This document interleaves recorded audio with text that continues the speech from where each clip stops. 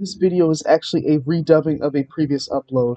I needed to do the voiceover all over again because I just hate the way I was talking on one specific part of the last version. This will be one of the speed draw videos featuring a spread from the first Create This Book from Mariah Elizabeth here on YouTube. We have the Create Your Favorite prompt. I decided to draw a group of my characters from a boy band I made called Cyrano, and I'm going to be doing an OC breakdown with them as you watch me draw. Really and truly, I should have waited to redo Cyrano's until I made some completely new group art for them. I'm still trying to figure out some magic wardrobe for them so it could look like they were in a real photo shoot for a magazine or something. Cyrano is a black hip-hop and R&B boy band with 5 members that I concepted around the end of 2019 into early 2020, which is at the beginning of my college years. This group is based in Philly, but some members are from different parts of the East Coast altogether, and one originally from the South. They were made mostly as an excuse just to make more characters, but at the same time, I had intentions of eventually writing a story for them, and they ended up getting more developed with past assignments from school. I do have intentions of finalizing the story for myself with no specific deadline. I'm just trying to figure out how everything's supposed to work with the boys in their career, and to accomplish something big would be nice. But I'm extremely paranoid about other people reading my work, and I'm terrified of harsh criticisms, all that, especially since I am not a writer by any means. I wish. The original description I put on a mock-up of the book cover reads, "Meet Tony Touch, Chrome, the Prince, CJ, and Baby Boy, 5 young black men who united together to become the next biggest R&B hip-hop act." Primary lead singer CJ tells the story of their careers in the music industry and gives insight on their many new experiences, including hard work, determination, meet and greets, touring, drama amongst the group and the fan base, and bad management along the way. Follow Cyrano as they encounter a musical journey of a lifetime. I know it sounds incredibly cliche, to me personally, but that's what I came up with at the time. I wanted to make a story about a boy band because they're not often explored in literature or fiction in general, and I think very few times, mostly in the early 2000s, with the exception of a few modern works. Groups in general just aren't very common in this day and age, especially not black music groups. I just wish the music industry had more unity. Quality too, but we'll get there.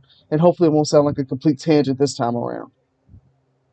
Right now, I am going to break down each of the 5 members as briefly as I can because I want to try to save more information for videos where I draw each of the guys individually. I'm including the 5 gentlemen in my second Create This Book, so speed drawing videos will come eventually. Some of the Create This Book 1 videos that I recorded may not get uploaded, but I'd really like for theirs to be, so it won't just be boring standing still pictures. There could be some type of scenery or theming or whatever the case may be. My apologies if I start to sound nasal. My nose always closes up while I'm trying to read out loud. So first we have who I initially stated as the 2 lead singers, even though there's a chance all of them could lead a song at least once. First is Kiara Jameer Houston, better known as CJ from Camden, New Jersey. He probably resides in Philly like everyone else, but I'm not sure where he should be specifically. Now, like myself, CJ has autism and general anxiety disorder. He's insecure, hypersensitive, but he's very humble, kind, wise, and empathetic. Our other main singer is Antonio Thurston Arnold, known as Tony Touch, who is from some part of Philly, haven't decided exactly where yet either. He's the oldest in the group, described as mature, intelligent, intriguing, and imaginative. That's a random handful of odd words. Both Tony Touch and CJ are also the main songwriters, besides some others associated with the group, team, or whatever have you. There are 2 main rappers in the group. Kello Romello Thornton, aka Chrome from Atlanta, Georgia. He's the only member not originally from the East Coast. I imagine he recently moved to Philly. Chrome is described as an outcast, a little shy before you get to know him, but he's usually relaxed and creative, and can get a little silly around those he's the closest to. But at his worst, he can be oversensitive, emotional, impatient, and he has an inner vexation that he has to learn to control, which comes to play in the story. Chrome may sometimes make artwork for the group's album covers. The other main rapper is Keon Champloss, who is called Baby Boy. And not that you assume this, but he wasn't named after the movie. Just saying that. Baby Boy is from Queens, New York City, but likely moved to Philly at a young age, but the Big Apple never left him.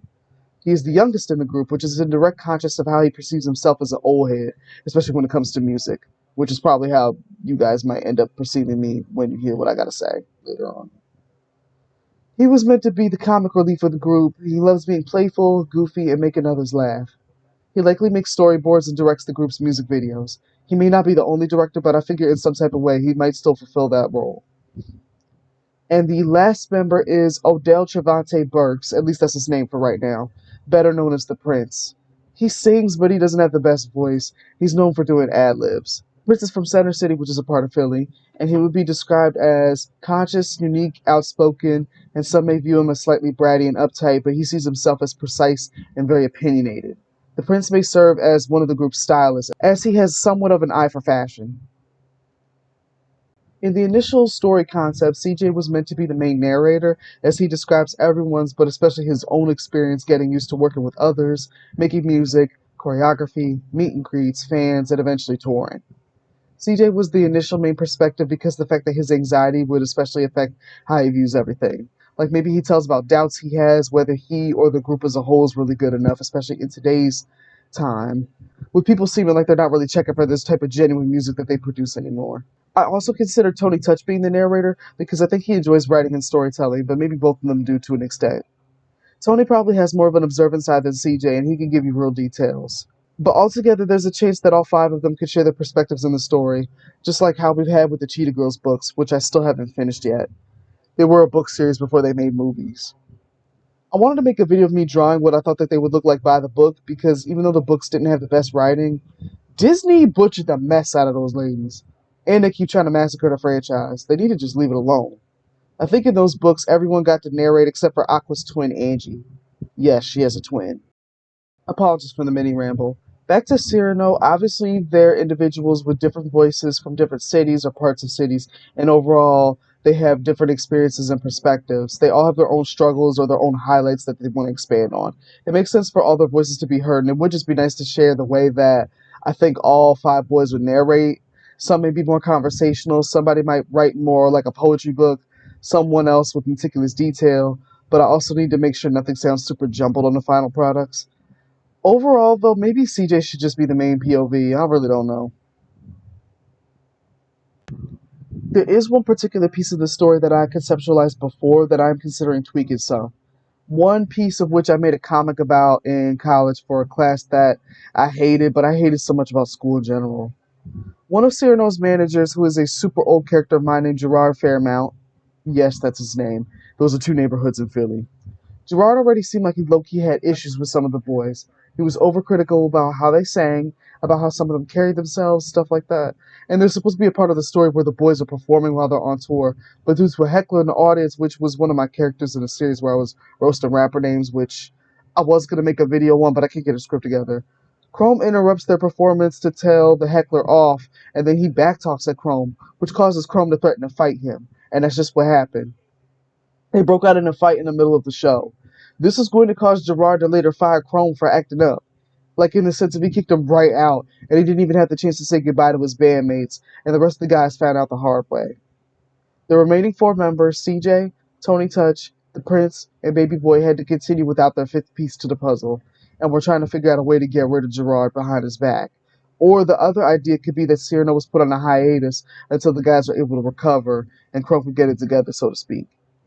I'm debating should this have happened directly on the stage during the performance or should it have been after the show in this particular city, but I think having the fight taking place during the performance will tell a stronger story, where the group is being perceived a certain way by outsiders, because I already have the idea that this group went under controversy for several reasons.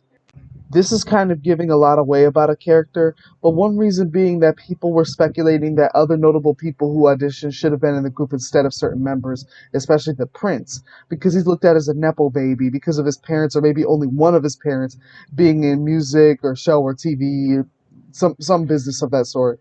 And the Prince was in a handful of commercials growing up. The Prince ends up trying to figure out if whoever it is in the family that tried to get him in the group, if they really wanted him to take on something new that they just thought would be good for him to develop from, or if they just want to make more money out of him.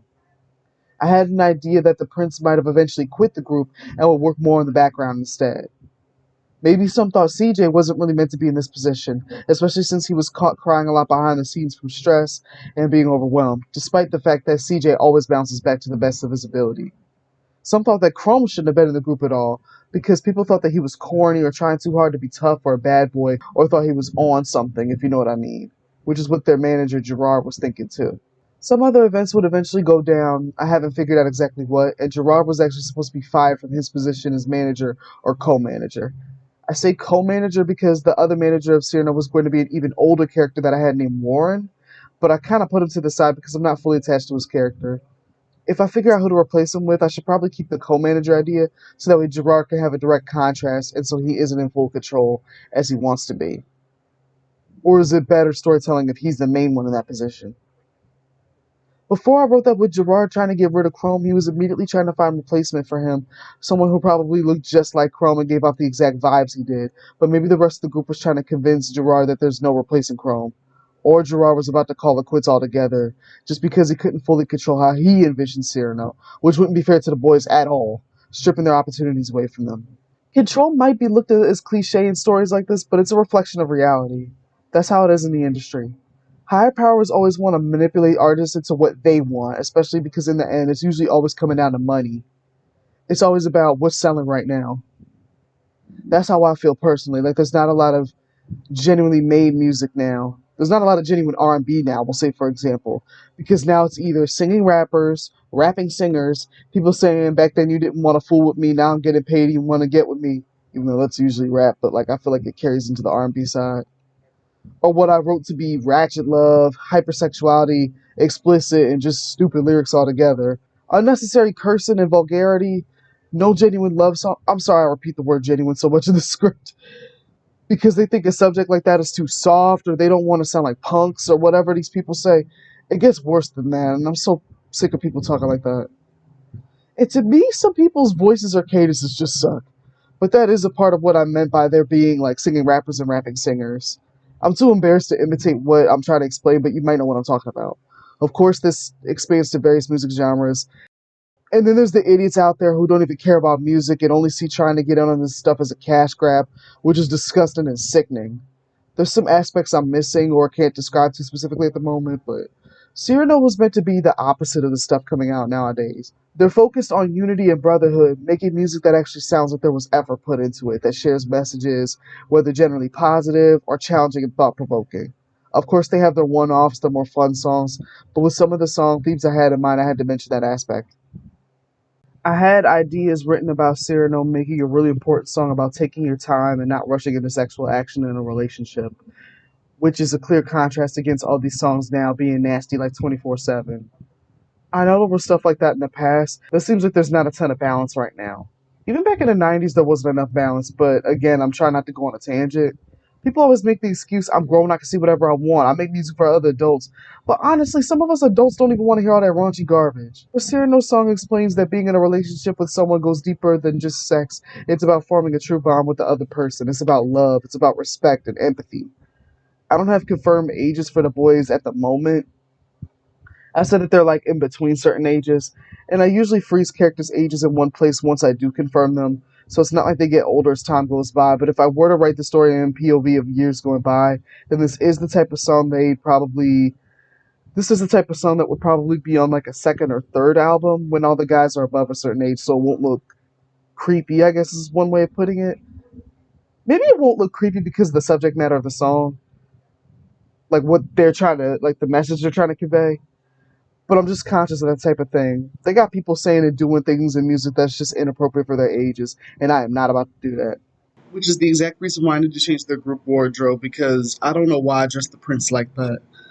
He was supposed to try to give off like 90s vibes, but it's still not really good for his age.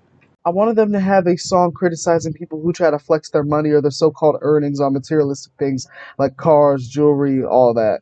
It was going to be a back and forth thing where one member raps as the knucklehead who's trying to flex, and the other part could be the person putting them in check. Or in general, everyone putting those types of people in check and roasting them at the same time. I had the idea of the boys making songs about individuality. One song, or possibly two songs, focused on facial features, what stands out about the boys, whether it be, their nose, their eye shapes, their lips, cheekbones. I was gonna say stuff like maybe their ears or their limbs too, but I think I wanted to be focused on face only. I say possibly two songs because I was gonna separate it, like maybe one song is about the boys themselves taking pride in their faces and what defines them the most, and then the other one is about features that they like on ladies specifically. But that can go beyond face, so I think that might be different. I also have an idea for Cyrano to do a song about black hair. I would say you could think of it like I Am Not My Hair by Indy Ivory and Akon, but that's more on the topic of don't let your hair define who you are and don't listen to other people's judgments. It's not about what you see on the outside. You should judge the person for their character, who they are. Cyrano's song would still tie into that idea, but this is more about styles in general and loving what you have. I'm going to read the lyrics to the chorus that I began to write before. This is not the final version by any means. It is sort of a rap. Now, be warned, I do not have a rapper's voice. Although I did envision myself as the Prince's voice, even though he's not a very skilled singer. More on that in the individual video soon to be recorded. What I wrote so far reads: We love the girls with the real tight braids, high top fades, edges stay laid. We swimming in the waves. Your hair longer than a waterfall, watch it cascade. You gotta love your hair, man. You can never trade. The kinks, the coils, the curls, the locks. Pretty young thing, there's your crown on top. And those with the froze, make sure y'all know to love your black hair. Watch how it grows. I kind of imagine this to the same beat of the Soul Player bumper from VH1 Soul, as I talked about in the previous upload, but I can't find the full version of the bumper, and there's definitely nowhere to find the extended beat. And I can't make beats. It doesn't sound the most like what you'd expect from a boy band per se. Sounds more like it would be focused more towards being affirmative to the ladies instead of just all black kids. So who knows if I'll keep it focused more towards them speaking to the ladies, or maybe in the song that they could change it a few times, like once for the ladies and then another for other guys, and then the last repeated times of the chorus speaks in general. This is to give you a general idea of Cyrano's story concept if it ever gets finalized. One day it will. I definitely don't want to rush anything because that'll strip it of having quality.